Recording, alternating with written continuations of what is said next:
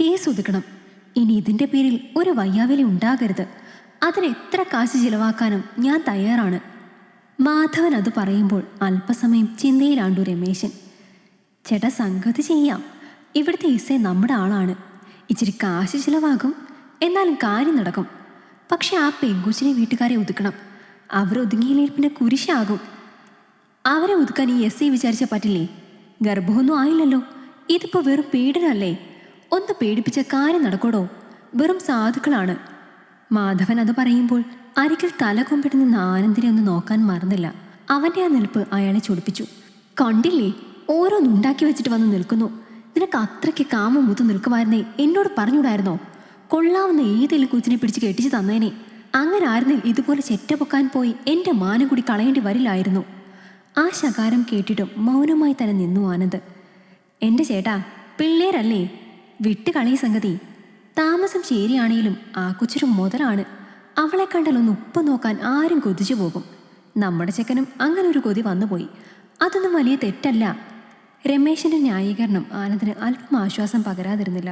എന്ത് പുല്ലേലും ചെയ്യും. നീ പറഞ്ഞ ആ എസ്സിനെ വിളിച്ചിട്ട് എന്താണെന്ന് വെച്ച് തീരുമാനമാക്ക്. എന്തായാലും ഇന്നത്തോടെ തീരണമല്ല. ക്യാഷ് ഒരു പ്രശ്നമല്ല, കാര്യം നടന്നാൽ മതി. അത്രയും പറഞ്ഞ് മാധവൻ തിരിഞ്ഞു നടക്കുമ്പോൾ ഫോൺ കയ്യിലേക്കെടുത്തു രമേശൻ. ഏതാ ചേട്ടാ ആ എസ് ഐ? പുതിയ ആളാണോ? ആനന്ദിൻ്റെ ചോദ്യം കേട്ട് ഒന്ന് ചിരിച്ചു രമേശൻ. ആളൊരു വെട്ടുപോത്താണ്. അഴിമതി കണ്ടുപിടിച്ച മുതല്. പേര് ആന്റണി. ഞാൻ വിളിക്കാം, എന്നിട്ട് നമുക്ക് ഒന്നിച്ചു പോയി കാണാം. മോനൂടെ വാ. അത്രയും പറഞ്ഞ് ഫോണുമായി രമേശൻ അല്പം മാറി നിന്ന് സംസാരിച്ചു. അത് നോക്കി നിൽക്കെ ആനന്ദിന് ചെറിയൊരു ആശങ്ക തോന്നാതിരുന്നില്ല. എന്നാൽ അവസാനം പുഞ്ചിരിയോടെ തന്നെ രമേശൻ തിരികെ വന്നു. മോനെ, എല്ലാം സോൾവാകും. പെണ്ണിനെയും വീട്ടുകാരെയും വളച്ചൊടിച്ച് നമ്മുടെ വരുതിക്ക് കൊണ്ടുവരാമെന്ന് എസ് ഐ ഏറ്റിട്ടുണ്ട്. അതിന് ഇച്ചിരി ചിലവ് വരും. പക്ഷെ അയാൾ പറഞ്ഞാൽ പറഞ്ഞതാ. മോൻ വരേണ്ട, ഞാൻ തന്നെ പോകാം.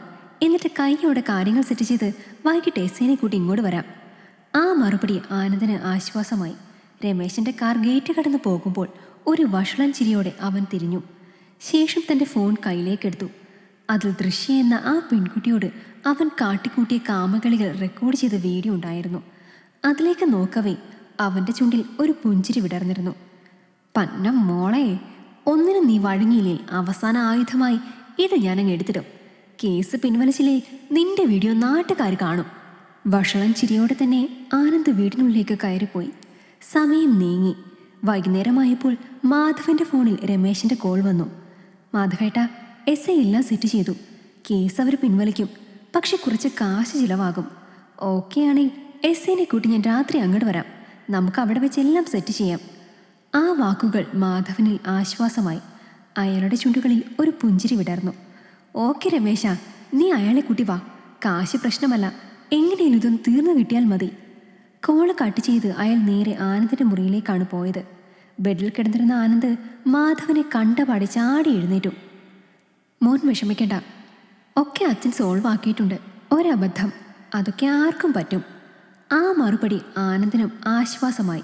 കോളനിയിൽ കഴിയുന്ന അവൾമാർക്കൊക്കെ ഇതൊന്നും പുത്തിരിയല്ല. ഞാനും പണ്ട് കുറെ അറുമാദിച്ചിട്ടുണ്ട്. അതുകൊണ്ട് എനിക്ക് നിന്നെ മനസ്സിലാകും. പക്ഷേ എന്തിനും ഏതിനും ഒരു ഉറപ്പ് വേണം. ഇതുപോലെ കേസ് പൊല്ലാപ്പെന്ന് പറഞ്ഞ് പോകില്ല എന്നൊരു ഉറപ്പ്. അത്രയും പറഞ്ഞ് ആനന്ദിൻ്റെ ചുമലിലൊന്ന് തട്ടി പതിയെ എഴുന്നേറ്റ് പുറത്തേക്ക് പോയി മാധവൻ.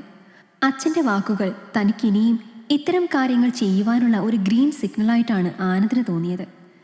എസ് ഐ ആന്റണി വർഗീസ്, തന്നെപ്പറ്റി ഞാനൊന്ന് അന്വേഷിച്ചിരുന്നു. കേട്ടതൊന്നും നല്ലതല്ല. ഇതിപ്പോൾ 10ാമത്തെ പണിഷ്മെൻറ്റ് ട്രാൻസ്ഫർ അല്ലേ? മാധവൻ്റെ ചോദ്യം കേട്ട് ഒന്ന് ചിരിച്ചു ആന്റണി. ശേഷം മുന്നിൽ ടേബിളിലിരുന്ന ഗ്ലാസ്സിലെ മദ്യം പതിയെ എടുത്തു നുണഞ്ഞു. സത്യസന്ധത കൊണ്ട് ഈ നാട്ടിൽ ഒരു തേങ്ങയും കിട്ടാൻ പോകുന്നില്ല. ഇച്ചിരി വെടക്കായാലേ നമ്മുടെ കാര്യങ്ങൾ നടന്നു പോകുള്ളൂ. ചിലർക്കതത്ര ഇഷ്ടപ്പെടില്ല. അതിൻ്റെ ഭാഗമാണ് ഈ പണിഷ്മെൻറ്റ് ട്രാൻസ്ഫേഴ്സ്. പറഞ്ഞു നിർത്തി ആ പെഗ് ഒറ്റ വലിക്ക് അകത്താക്കി ആന്റണി. ആ മറുപടി മാധവന് ബോധിച്ചു. അല്ലറ ചില്ലറ തട്ടിപ്പുകളൊക്കെയുള്ള തനിക്ക് പറ്റിയ ആളാണ് ആന്റണി എന്നയാൾ ഉറപ്പിച്ചു. ആന്റണി, എങ്ങനെ നമ്മുടെ കാര്യങ്ങൾ? കാശ് എത്ര വേണ്ടിവരും എല്ലാം ഒന്ന് ഒതുക്കാൻ? ആ ചോദ്യം കേട്ടപാടെ ആന്റണി രമേശിന് നേരെ നോക്കി. പിന്നെ മറുപടി പറഞ്ഞത് രമേശനാണ്. അത് ചേട്ടാ, ഒരു 30 വേണ്ടിവരും. 20 കൊച്ചിന്, 10 ഈ സാറിന്. തുക വളരെ കൂടുതലായി തോന്നിയെങ്കിലും ആവശ്യം തൻ്റെ ആയതിനാൽ ആ തോന്നൽ മുഖത്ത് കാട്ടിയില്ല മാധവൻ. തുക എനിക്ക് ഓക്കെ. എങ്ങനെ വേണം? അത് പറഞ്ഞാൽ മതി. ചോദ്യം ആൻ്റണിയോട് തന്നെയായിരുന്നു. അതോടെ പതിയെ എഴുന്നേറ്റു അവൻ. ഞാനൊരു അക്കൗണ്ട് ഡീറ്റെയിൽസ് തരാം നാളെ, അതിലേക്ക് ക്യാഷ് ഇട്ടാൽ മതി. പറഞ്ഞു നിർത്തി ഒരു പെഗ് കൂടി ഒഴിച്ച് ഒറ്റ വലിക്ക് അകത്താക്കി അവൻ. ഞാനിറങ്ങുക, നാളെ കാണാം. മറുപടിക്ക് കാക്കാതെ തിരിയുമ്പോഴാണ് പിന്നിലേക്ക് മാറി നിന്നിരുന്ന ആനന്ദിനെ ആൻ്റണി കാണുന്നത്. ഹ, ഇതാണല്ലേ കക്ഷി. ഒരു പുഞ്ചിരിയോടെ പതിയെ ആനന്ദിൻ്റെ അരികിലേക്ക് ചെന്നു അവൻ. ഞാൻ ആ കൊച്ചിനോട് സംസാരിച്ചു. എന്തൊക്കെ വൃത്തികേടാണോ നീ അതിനെ കൊണ്ട് ചെയ്യിച്ചേ? മൂത്രം വരെ കുടിപ്പിച്ചു അല്ലേ? ആ വാക്കുകളിൽ പുച്ഛമായിരുന്നു. അതിനൊക്കെ ഉള്ളതല്ലേ ആൻ്റണി നമ്മൾ എണ്ണി കൊടുക്കുന്നേ? ഇച്ചിരി മൂത്രം കുടിച്ചാലെന്താ, രൂപ 20 ലക്ഷം അല്ലേ ആ തെണ്ടി പക്ഷികളുടെ കയ്യിലേക്ക് എത്തുന്നേ? ആൻ്റണിക്കുള്ള മറുപടി കൊടുത്തത് മാധവനാണ്. അതോടെ പിന്നെ ഒന്നും മിണ്ടാതെ അവിടെ നിന്നും പോയി അവൻ. പിറ്റേന്ന് ആൻ്റണി പറഞ്ഞ പോലെ തന്നെ അക്കൗണ്ടിലേക്ക് ക്യാഷ് ട്രാൻസ്ഫർ ചെയ്തു മാധവൻ. കേസ് ഒതുങ്ങിയ ആശ്വാസത്തിൽ ആനന്ദും ഏറെ സന്തോഷിച്ചു. മാധവനും ഏറെ ആശ്വാസത്തിലായിരുന്നു. രമേശ, അവളെക്കൊണ്ട് പരാതി പിൻവലിപ്പിക്കണം കേട്ടോ. കാര്യം നടന്നു കഴിയുന്നവരെ നിന്റെ ഒരു കണ്ണുണ്ടാകണം. നിർദ്ദേശത്തിനൊപ്പം തന്നെ നല്ലൊരു തുക രമേശിന് നൽകി മാധവൻ. അതോടെ അവനും ഹാപ്പിയായി. അന്നത്തെ ദിവസം പിന്നെ ആൻ്റണിയുടെ വിവരങ്ങൾ ഒന്നുമില്ലായിരുന്നു. പലവട്ടം രമേശൻ കോണ്ടാക്ട് ചെയ്യാൻ ശ്രമിച്ചെങ്കിലും ഫോൺ ഓഫായിരുന്നു. മാത്രമല്ല അന്നത്തെ ദിവസം ഉച്ച കഴിഞ്ഞവൻ സ്റ്റേഷനിലുമില്ലായിരുന്നു.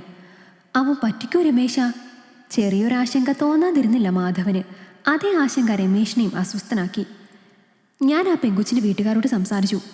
20 ലക്ഷം അവർക്ക് കൊടുക്കാമെന്ന് എസ് ഐ പറഞ്ഞിട്ടുണ്ട്. അപ്പോൾ പറ്റിക്കലൊന്നും ആകില്ല. എന്തെങ്കിലും അത്യാവശ്യം വന്നിട്ട് എങ്ങനെയും മാറിയതാകും. ആളെല്ലാം സെറ്റ് ചെയ്തോളും. രമേശിൻ്റെ വാക്കുകൾ മാധവന് ചെറിയ ആശ്വാസമേക്കി. അന്നത്തെ ദിവസവും അങ്ങനെ കഴിഞ്ഞു. പിറ്റേന്ന് രാവിലെ ഫോണിൽ ആൻ്റണിയുടെ കോൾ വന്നപ്പോഴാണ് മാധവൻ ഉറക്കത്തിൽ നിന്നും ഞെട്ടി എഴുന്നേറ്റത്. സമയം രാവിലെ 8 മണിയോളമായിരുന്നു.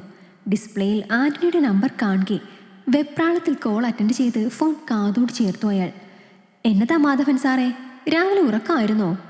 മറുതലക്കിൽ നിന്നുള്ള ചോദ്യം കേട്ട് ബെഡിൽ നിന്നും പതിയെ എഴുന്നേറ്റു മാധവൻ. നിങ്ങളത് എവിടെയായിരുന്നു ആൻ്റണി?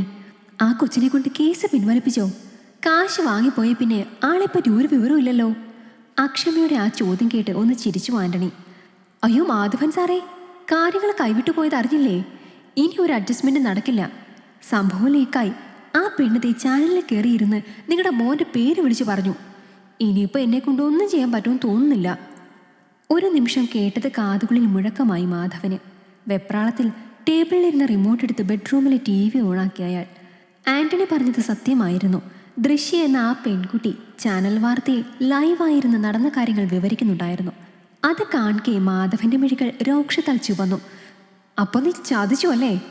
എന്താണ് സംഭവിച്ചതെന്ന് കൃത്യമായി മനസ്സിലാക്കിയ അയാൾ ആ ചോദ്യം കേട്ട് ആദ്യമൊന്ന് പുഞ്ചിരിച്ചു ആൻ്റണി. എൻ്റെ മാധവൻ സാറേ, അമ്മാതിരി പോക്രിത്തരമാണ് നിങ്ങളുടെ ചെറുക്കൻ ആ കൊച്ചിനോട് ചെയ്തത്. അതങ്ങനെ വിടാൻ പറ്റില്ല. ആ മറുപടി മാധവനിൽ കൂടുതൽ രോക്ഷം ജനിപ്പിച്ചു. എടാ പരനാറി, അപ്പോൾ നീ എൻ്റെ കയ്യിൽ നിന്ന് വാങ്ങിയ കാശ് അത് തിരിച്ചു തന്നില്ലെങ്കിൽ നീ വിവരം അറിയും. ആ ഭീഷണിയുടെ സ്വരവും ആൻ്റണിയിൽ ചിരിയാണ് ഉണർത്തിയത്. എൻ്റെ പൊന്നു മാധവോ, ആ 30ൽ 20 ഞാൻ ആ കൊച്ചിന് കൊടുക്കും. അത് നിങ്ങളുടെ മോൻ അവളോട് കാട്ടിയ പോക്രത്തരത്തിനുള്ള പ്രായശ്ചിത്തമായി കണ്ടാൽ മതി. ബാക്കി 10 ഞാൻ എടുത്തു. അത് സ്വന്തം മോൻ ഇമ്മാതിരി ഒരു പോക്രത്തരം കാട്ടിയിട്ടും അതിനെ സപ്പോർട്ട് ചെയ്തതിന് തനിക്കുള്ള ചെറിയൊരു ശിക്ഷ. ഇനിയിപ്പോൾ ചാനൽ വാർത്തയായ സ്ഥിതിക്ക് ചെറുക്കനകത്താകും. അത് അവനുള്ള ശിക്ഷ ആ പെങ്കുച്ചി വിധിക്കുന്നത്. അങ്ങനെ മൊത്തം കണക്കങ്ങ് ക്ലോസായി. ചെറുക്കനെ റെഡിയാക്കി നിർത്തിക്കോ, പോലീസ് ഇപ്പോൾ വരും. ആകെ മൊത്തത്തിൽ നടുങ്ങിപ്പോയി മാധവൻ. ഡാഡാ, നീ എന്നോട് കളിക്കല്ലേ? അടങ്ങാത്ത കളിയിൽ അയാൾ ചാടി എഴുന്നേറ്റു. എന്നാൽ ആൻ്റണിയിൽ പ്രത്യേകിച്ച് ഭാവമാറ്റം ഒന്നും ഉണ്ടായില്ല. എടോ മാധവ, ഞാൻ അഴിമതിക്കാരൻ തന്നെയാ. പക്ഷെ പെണ്ണ് കേസിന് ഒത്താശ ചെയ്യില്ല. അത് കുടുംബത്തിൽ പിറന്നവർക്ക് പറ്റിയ പണിയല്ല. പാവം കൊച്ചലേടോ അത്. അതിനെ ഈ ക്രൂരത കാട്ടിയിട്ട് ഒരു തരി കുറ്റബോധം പോലും തൻ്റെ മോനോ തനിക്കോ ഇല്ലല്ലോ. അങ്ങനെ ഉണ്ടായിരുന്നേ ചിലപ്പോൾ ഞാൻ തന്നെ സപ്പോർട്ട് ചെയ്തേനെ. പക്ഷെ അവരോട് ഇപ്പോഴും പുച്ഛമാണ് തനിക്കൊക്കെ. പിന്നെ ഇനിയിപ്പോൾ പ്രതികാരത്തിന് നിൽക്കേണ്ട, തൻ്റെ തലയിൽ തന്നെ വരും. കാരണം കൊച്ചു ചാനലിലെല്ലാം ഇതിനോടകം വിളിച്ചു പറഞ്ഞു കഴിഞ്ഞു. അത്രയും പറഞ്ഞുകൊണ്ട് ആ കോൾ കട്ടായി. ഹലോ ഹലോ, കലിമൂത്ത് കയ്യിലിരുന്ന ഫോൺ നിലത്തേക്കെറിഞ്ഞു പൊട്ടിച്ചു മാധവൻ. ആ സമയം ചാനൽ വാർത്ത കണ്ട് ഞെട്ടിത്തിരിച്ച് ഓടിയെത്തുകയായിരുന്നു ആനന്ദം. അവൻ്റെ മുഖത്തേക്ക് ദയനീയമായൊന്ന് നോക്കി മാധവൻ. അച്ഛ, അവൾ. വാക്കുകൾ ആനന്ദിൻ്റെ തൊണ്ടയിൽ ഉടക്കി. അപ്പോഴേക്കും മുറ്റത്ത് പോലീസ് ജീപ്പ് എത്തിയിരുന്നു. മാനം കപ്പലേറിയെന്ന് മനസ്സിലാക്കി ആകെ തകർന്ന് ബെഡിലേക്ക് ഇരുന്നു പോയി മാധവൻ. നിസ്സഹായനായി നോക്കി നിൽക്കെ ചെയ്ത തെറ്റിൽ ആ നിമിഷം ഒരു കുറ്റബോധം തോന്നിപ്പോയി ആനന്ദനും. ഈ കഥ നിങ്ങൾക്കിഷ്ടമായെങ്കിൽ ലൈക്ക് ചെയ്യൂ. നിങ്ങളുടെ അഭിപ്രായങ്ങൾ കമന്റായി രേഖപ്പെടുത്തൂ. കൂടുതൽ കഥകൾ കേൾക്കാൻ ഈ ചാനൽ സബ്സ്ക്രൈബ് ചെയ്യൂ.